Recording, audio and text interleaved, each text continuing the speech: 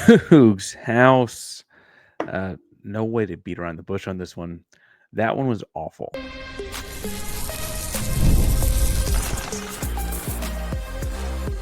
You are Locked On Cougs, your daily podcast on the Houston Cougars, part of the Locked On Podcast Network, your team every day. Welcome to Locked On Cougs Daily Podcast about your Houston Cougars. I'm your host, Houston-born teacher and coach Parker Ainsworth, and whether you're a Houston fan or just a hater came to stop by or someone who's glutton for punishment, thank you for making Locked On Cougs your first listen of the day. Want to join the conversation, don't know what to say, tell us in the comments down below. Well, tell us, I guess, did you get into the festive Houston Blue spirit over the weekend? We're trying to peel positives. That's where we're at today. Today's show is brought to you by FanDuel, America's #1 sports book. Clearly don't bet on touchdowns for the Houston Cougar offense. We'll talk more about that later. We've got a lot to talk about today as Houston played Baylor over the weekend. I'll give you my reactions and thoughts. That was my dog. I want to talk about if it impacts the blue. I think there's like an online discussion happening around does this game impact Houston wearing blue? I want to talk about the idea of wasting potential greatness. But we got to start with the offense being as offensive as it was. And I had to stress, I said last week several times, I said over the weekend, I was at a wedding Saturday night, went back and rewatched this game on Sunday, knowing what happened, which I guess adds to some of the pain there. But it's bad enough that the 20-10 score Houston lost to Baylor with doesn't really do it justice. The offense is truly bad in this game, and it was horrendous kind of from the jump. You kind of felt like in the early possessions, Rashawn Sanford as running back had some gaps he was hitting, finding some stuff working. It felt weird that this was honestly like the game that they kind of limited the run game thus far for Houston, right? Rashawn Sanford had 4.5 yards a carry, but just 8 attempts. We've seen him get 10 and 12 before. We've seen Houston run the ball 40 times before. Houston got 3.5 yards per carry as a team and only ran it 26 times in this game, right? This is interesting, like the moment you start seeing a little bit of like success, and it's minimal, but 3.5 yards a carry is a first down every 3 plays, right? Like that's kind of the goal. Anyway, just really interesting that they kind of went away from it in this moment and went to more of a passing kind of offense, especially when like honestly, 54% completion is low for college football. Zeon Chriss went 13 to 24, 126 yards with 3 picks and no touchdowns. And none of that is very good. I think that the other thing in looking at the passing side of this is that you saw a lot of pressure off edges. The edge pressure continues to be a problem, even if you bring in tight ends and back to help chip there. The edges have been pretty rough thus far. This is a bad game for that as well. I will say the interior held up all right, which kind of been a theme of the season this year. But I think the big thing you're looking at is the play calling on this, and everyone wants to sit around and talk about the play calling, and it really it was baffling at times. I mentioned the idea like they were finally running the ball well, and they decided not to run it as often. But they also like the passing concepts were challenging. Boogie Johnson had your best day receiving the ball. He caught all of 3 passes. Um, and admittedly, he has a 20-yard catch, kind of ups his ante a little bit. But most of his yardage, so he had 54 yards, 43 of those were after catch, right?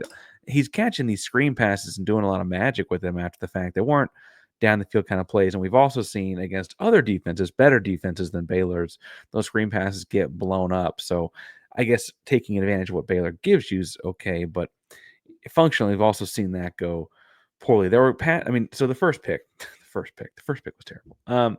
So Zeon Chriss, if you go back and watch Louisiana tape, has shown great arm strength, right? But his arm strength in Louisiana tape was like down the field over the middle, taking the top off. The ball gets high in the air, has a lot of air underneath it. His guy runs under it, right? that doesn't translate to throwing it to the opposite sideline very well. And the first pick they run down inside the 5, Zeon drops back and from the left hash throws it to the right front pylon, and throws the ball inside, frankly, if anything. Now, that's the wrong place to miss, clearly, because it was a pick. But also, I think that, moreover, that's a difficult throw for NFL quarterbacks to throw in college, right? That's a long way on a frozen rope. The ball has to go. You can't have any wiggle room on the air under. You got to aim outside if at all, if you're going to miss at all, right? And between both the execution being poor, which I would still think is some offensive coaching, and the play call itself, I look at that and I'm like, what are we thinking here? Especially when I would argue, so they ran the reason that they were putting the ball out there on the out is they ran slant arrow. So what that means is that the inside guy ran a speed out or quick little out route, and the outside receiver ran a slant. It would have taken a box out jump ball kind of catch, but the slant was far more open, and that never seemed like anything that was going to happen. It was as soon as catch, it was ready to roll out there and throw the ball out. Just an interesting series there. And if people want to call it execution, not play calling, I've kind of sat on my hands for a second looking at play calling, like, okay, give it a full season, give it a full season, give it a full season. But I will say this far into it, execution is also kind of falls back to the same idea of offensive coaching. I mean, um, you know, Zion's been working with his offensive starter for 2 months now. He spent the whole spring as the guy because Donovan Smith was hurt. Donnie's been on a pitch count, so there have been practices, even when Donnie was the starter, that they had to go with Zion playing the first team reps. And I think it's very clear there's wide receiver talents. Boogie Johnson and Joseph Manjack, Makai Muse, Jonah Wilson when he was out. Like these guys have got a ton of Devin Williams. These guys have Marquise Shoulder. Like list keeps going. They just can't utilize any of it creatively. And I've been one that's been saying, like, they need to push the ball down the field when the opportunity is there. And I would argue that this was the game where they probably flipped that coin too many times, not just because of the 3 interceptions, obviously, that one being particularly bad, but some of just the camera just moved. That's interesting. The also like the passes I'm talking about are quick rubs, for the slant arrow kind of stuff. You hit it right when the 2 guys cross, or if they're in a zone, I guess that's when you sit your arrow or you sit your slant route, right, or whatever. But you also have like different scissor routes or the fade slant on a trip side, or things like that kind of rub guys off of one another to theoretically open up something short where the ball can go short distance in the air. Um, it looked like we had a lot of trouble executing fairly simple things like that, and you had, like I said, the eyes maybe not following the best read all the time on that, and I think that all of that comes back to the same general concept, and that's like this team on offense seems unprepared to be successful. And I say that because I think they have talents to be successful in a lot of spots. Do I think that the edge pressure is hard to overcome? Clearly it is, right? Do I think that you're kind of constantly covering up, plugging holes in the dam, so to speak, and so on? Obviously, right? But I also feel like in looking at this team, that they should score more touchdowns. Simply, we'll talk about in the next segment some as well. But this is their 4th game of the season through just 11 of these things without an offensive touchdown. You'd gone 20 something years before a shutout. And I know technically they weren't shut out in this one, and technically they weren't shut out last week, although they were shut out twice earlier this year. 4 games out of 11. That's already, because 12th game would be the last one. Houston loses to go to 4-7. Cannot make bowl eligibility at 6 game. You have to have 6 games to win or to get there. This is already a third of the season without an offensive touchdown. And I'm pro run the football. I am pro shove it down, and I am pro 3 yards in a cloud of dust. I think 3.5 yards of carry is good. I'm happy with 3.5 yards of carry if you do it effectively and often. but they didn't. And I want to talk about the effects of that and what that could, in fact, be leading to. Before we get too far into that, I got to remind you that today's show is brought to you by FanDuel, America's #1 sportsbook, as you get ready to tackle the NFL action this week. It's Thanksgiving week. They got games feels like every day this week. Right now, new customers can bet $5, get $150 back in bonus bets if you win. FanDuel Sportsbook app gives you everything you need to place live bets on NFL all in one place. When you get the hunch in the middle of a game, you can check out the latest stats, view live play-by-play, and so much more on the same page where you place your bets. Just visit fanduel.com to join today, and you'll get started $150 back in bonus bets if you win your first $5 bet. That's fanduel.com. Never waste a hunch and make every moment more with FanDuel, an official sportsbook partner of the NFL. Parker Ainsworth locked on Coogs here. Looking at Houston's fallen to Baylor 20-10 in a really abysmally bad offensive football game. And what I want to talk about now is a little unfortunate, and frankly, it's kind of probably more of a conversation for after the final game of the season next week. But I was sitting there thinking this the entire time I was watching it, and I watched it Sunday afternoon, not Saturday night, because I was at a wedding Saturday night. But it feels like there's a real chance Houston's wasting a historic defense. You don't get defenses like this all that often. Um, they had one pick six. I could make an argument that in the Baylor game, the first pick of the game should have also been a pick six. And I think in NFL rules, it might have been. But regardless, with reference to Baylor specifically in this game, and their win streak, Baylor was scoring like 40 a night. Houston held them to 20, and Houston turned them over 3 times. We talked about how like part of this is going to be that Baylor had not been turning the ball over in this win streak, and Houston did it 3 times, 2 times early. Um, and it just feels like all that's going for naught because of how bad the offense is played.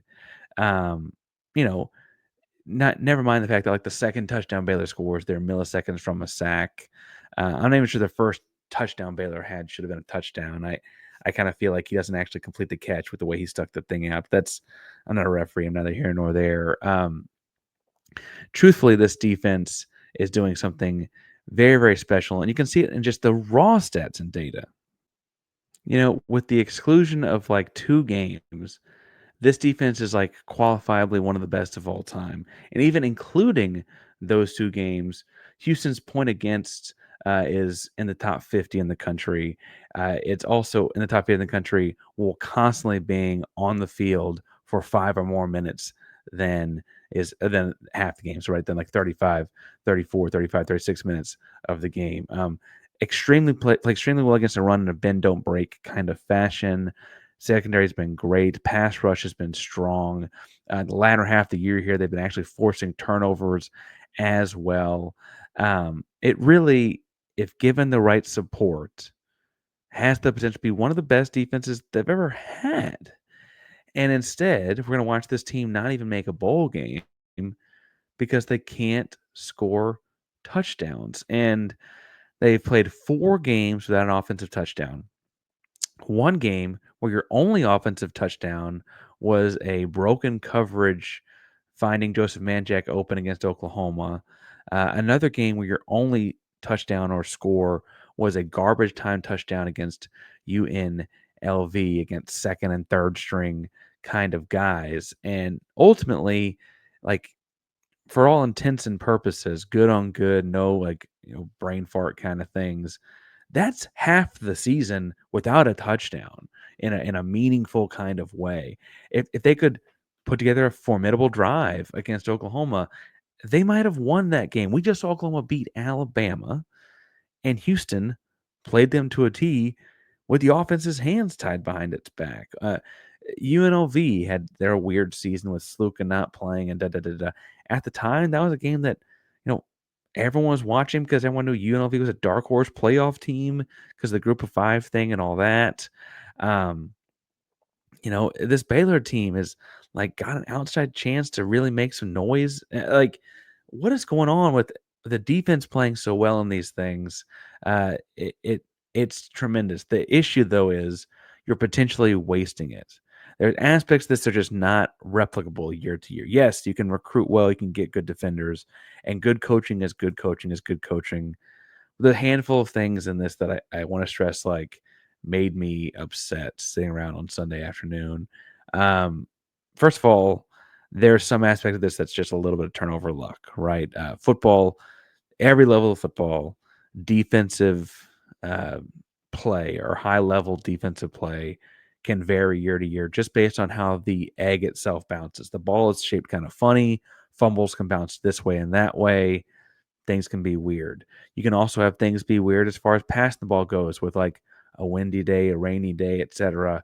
You maybe don't get as many of those or whatever. Like there's just some is being in the right place, at the right time, and taking advantage of it. But there's also some luck in causing a bunch of turnovers. Um, Houston has been lucky on that in a weird way. The ball's gotten to them when they're ready to make a play when the chance is there. The second half of the season, this defense also has a lot of upperclassmen, and particularly one, two, three, four, five, six seniors in the starting 11. That's half your defense. Theoretically, does not have to come is not coming back. That's before you get to transfer portals and so on. I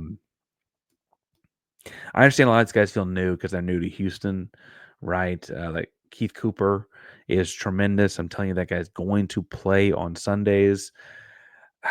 And I think he deserves every bit of it. And I'm glad he's come to 12 and shown off what he can do. This is Saturday against BYU will be his last college football game. And he had an incredible put the guy in the pros kind of senior campaign. And Houston's going to have less than 6 wins to show for it. Hershey McLaurin has been a true like Swiss Army knife that covers and tackles and fills and all the things. His senior season's going to have 5 wins at most to show for it. Michael Batten, the journeyman, has been a bunch of different places and all these kind of things. Like that journey does eventually end, and we're watching these things unfold, and it just feels like Houston's got them wasted. And I understand they signed up to be a part, especially the transfers I was just talking about are all new to the campus this year, right? Brandon Mack was new a year ago, I guess, and AJ Halsey is a junior. So we'll see what he ends up doing as far as he go pro and those kind of things. I don't know if he's quite. I think he's kind of an odd positional fit as far as the pros go. We'll talk about that later when he makes those decisions. Um, they all came a year ago though, so everyone's relatively new. They knew what they're signing up for. It is a rebuild, yada yada yada, right? And that's absolutely a fair point. That a guy like a Keith Cooper, right, knew when he signed to come to Houston and play in the Big 12 that was an individual thing, but as a team, he was signed up to play for a team that was going through a rebuild. I get that. But it just feels like the accumulation of defensive talent on this roster is far, I think, better than people ever thought it was going to be. And the offense is so stuck in the mud. It's so far behind what is acceptable that it's all going to be for naught. And I say it to say, like, the defense itself has won you games. I mean, you beat Kansas State because you held a strong offense to 19 points. You beat a bad Utah team because, honestly, you held them to 14 points, right? TCU is 19 as well. You were in the game at Oklahoma because you held them to 16. They just put up 24 on Alabama, and you held them to 16. Both of those games, I should say, with the quarterback changes they've had at Oklahoma, also had Jackson Arnold in them. For what it's worth, you held this Baylor team that's been putting up 40 on people to half that, 20. And you can't score an offensive touchdown. You can't get in the end zone. It just and I don't mean to be super woe was me and down. If you can't tell, I'm still about this one. I thought Houston should have won this game. Frankly, it's frustrating the defense played well enough to win it. I think my other episode, as far as reacting to this, may talk some about the offensive play calling and the future of all that, because I guess I spent a lot of the year saying we got to wait till the end of the season, give it the full everything. You can't pick it on based on one or two games and quarterback changes and all that kind of stuff. But it's just getting to be such a downer otherwise. Anyway, offense is hard to watch, and I worry that this potentially all-time great Houston defense, because it's on the field too much, because it's got no point support, and frankly, can you imagine? Think with me, if this defense ever got to play against a team that was down and had to pass the football, like they knew it was coming, had to pass the football. I just feel like the pass rushers in the ears pinned back, the DBs playing pass out the gates, right? The safeties loosening up to make sure they bang the outside, right? Like all those different things would be happening. Like the defense would be phenomenal if ever given that opportunity. Maybe I'm wrong. Maybe Sunday will be the day where the offense finally lets loose and lets out some frustration on BYU. I don't know.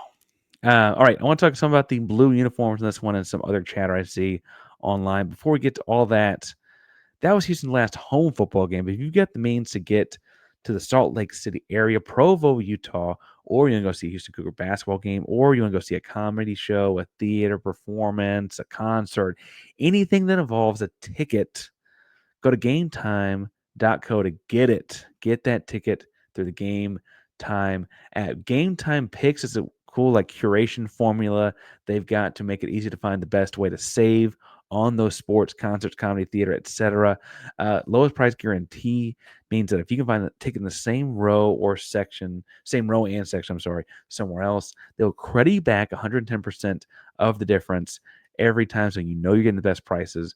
Always your purchase covered with the most flexible customer service policy in the industry with Game Time ticket cover. Take the guesswork out of buying tickets. Download the Game Time app and create an account using code Locked On College for $20 off your first purchase. Terms apply. Again, create an account and you redeem code Locked On College, LOCKEDONCOLLEGE, for $20 off. Download Game Time today. What time is it? It's game time.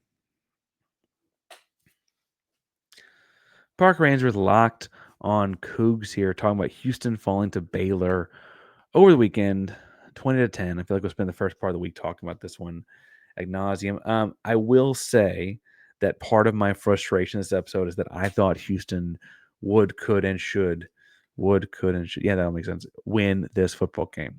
I thought back in the summer, like breaking down the schedule, I was like, if they can get through a bit of a gauntlet in the middle of the season, that's a very winnable Baylor game at the back end. It's going to be about being healthy and so on. They got this game relatively healthy, as far as you could hope for in week 11 or game 11. And it doesn't matter. Baylor has been hot on offense the last couple weeks. As I've got, I guess it's now 5 wins in a row or whatever it is for Baylor. But the previous 4, they all scored a bunch of points. This one, you held them to just 20. I don't know, just upsetting. I think all of it is upsetting though when people are wondering about, like, not just because I have a blue T-shirt on, but the Houston Cougar blue, and people are saying, like, is this going to mean, should we ever wear that again? We wore it in a big stinker. Last year they opened up the season with blue against UTSA, and you barely beat UTSA in your first game of the Big 12. And what does that look like? And And does this impact any of the Houston blue at all? And my answer is very simple. No, it does not impact the Houston blue at all. Now, I will say, as far as an aesthetic goes, it was very clearly a uniform you might wear once a year, or maybe even less often. That thing, like the way Notre Dame wears green, right? And it's a very niche kind of thing.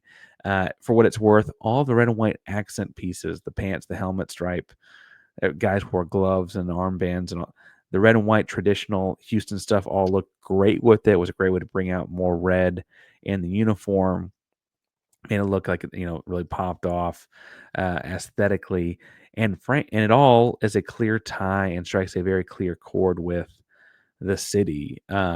Houston blue is Houston blue is Houston blue because of Houston, as much as people want to tie it to the Oilers, right? The Houston flag, the Houston cop cars, all the different things. The Oilers were, they did wear blue. I get that. I would also just point out that blue wasn't the color of oil or something like that back when they were founded. That was just a color they wore for Houston, right? People have put in the comments about there's a folklore about like being a Kansas fan and whatever from the Adamses, but I think that's more about people were upset with them once they left. People tie things to that. But anyway, it was a resounding success. The internet was talking as bad as Houston played on offense in this football game. The internet internationally, with some international football accounts, were talking about Houston, calling it the best uniform in sports. What a cool atmosphere, da da da da da. All those kind of things firing off all corners of the internet, right? The excitement around the blue out game drew the highest number of people in the crowd, the most people in attendance of any game this year by a considerable number. Your first year of Willie Fritz, you played ranked teams at home, all those things doesn't matter. The big deal was wearing blue. That's important, right? You sold out all the merchandise so much so they had to like re-up all the different orders. And I could go on a diatribe and a soapbox, but like, why didn't they be ready for that next time? Why weren't they ready for that? I would stress that indicates that things went well. And I think all of that combines to say that the blue was a marketing deal and it worked.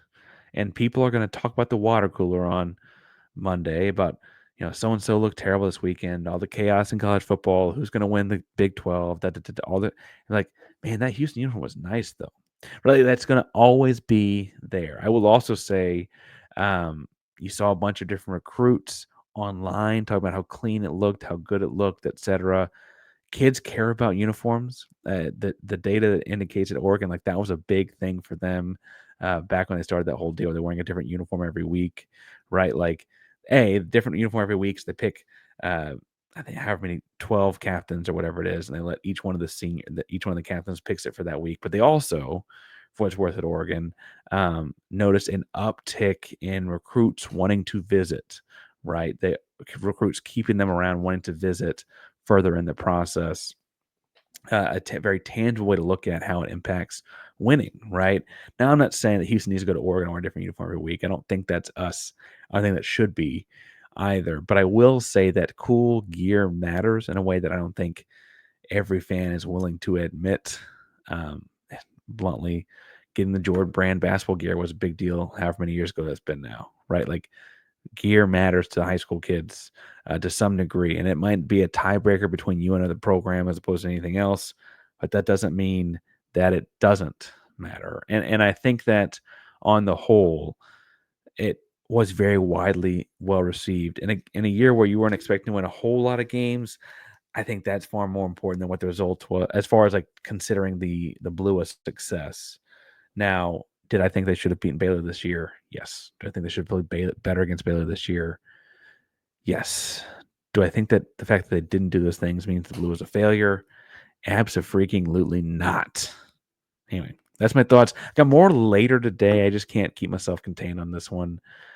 So check the feed wherever you get your podcast later today for this as well. We also this week have a final football game to preview, talking about BYU at the end of the week. Houston basketball is also in Las Vegas, playing in a relatively interesting NIL classic over there.